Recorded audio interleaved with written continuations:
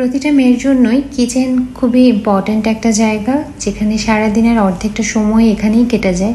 তো কিচেন পরিপাটিটা হওয়া আমার কাছে মনে হয় খুব বেশি ইম্পর্ট্যান্ট। আসসালামু আলাইকুম, ফারিবা জোনে সবাইকে স্বাগতম। কেমন আছেন সবাই?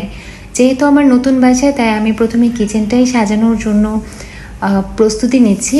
প্রথমে আমি সব কিছু ক্লিন করছি, যে একটা ডিপ ক্লিনিং করব, যেহেতু নতুন বাসায় উঠেছি।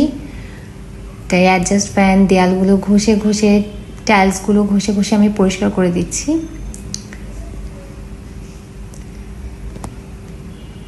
এই যে আমার কিচেনটা ঝাঁ চকচক করছে, যেটা আমার কিচেন ক্লিন করতে করতে রাত হয়ে গেছে, সবাই দেখতে পাচ্ছেন।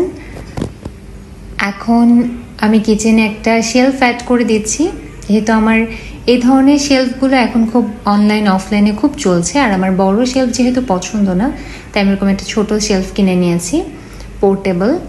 আর মশলা জার রাখার জন্য আমি এরকম একটা স্ট্যান্ড ইউজ করেছি। আর এই মশলা জারটা আমার আগে থেকেই ছিল, যে আমি আমার কিছু স্পেশাল মশলা বা খুব বেশি ব্যবহৃত হয় না এই মশলাগুলো এখানে রাখি।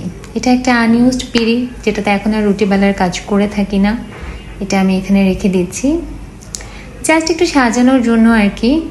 আর এখানে আমার যে কাঠের স্পুনগুলো আছে, কাঠের যে বেলুন স্পুনগুলো, সেগুলো আমি কাঠের স্পুন হোল্ডারটার মধ্যে রাখবো।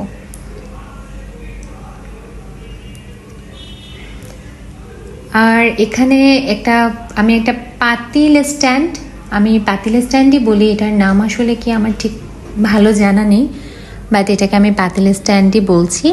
যে রান্না করে, আমার মনে হয় রান্না করে মানে রান্নার পাতিলগুলো যদি আমি এখানে রাখি, তাহলে অন্যান্য যে জায়গাগুলো আছে সেগুলো ব্লক হবে না।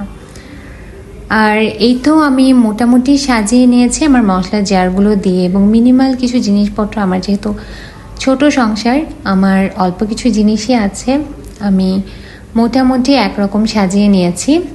এই যে দিনের বেলা ভিউটা ঠিক এরকম লাগে। আমি আমার রান্নাঘরে একটা কার্টেন ঝুলিয়ে দিয়েছি, দেখতে বেশ ভালোই লাগে হোয়াইট কার্টেনটা। আর এই তো মোটামুটি, অবশ্যই আমি আমার রান্নাঘরে কোনো কিছু অ্যাড করলে, নতুন কোনো কিছু অ্যাড হলে অবশ্যই আপনাদের সাথে শেয়ার করব। ততদিন পর্যন্ত আমার সাথেই থাকবেন, ভালো থাকবেন। আসসালামু আলাইকুম।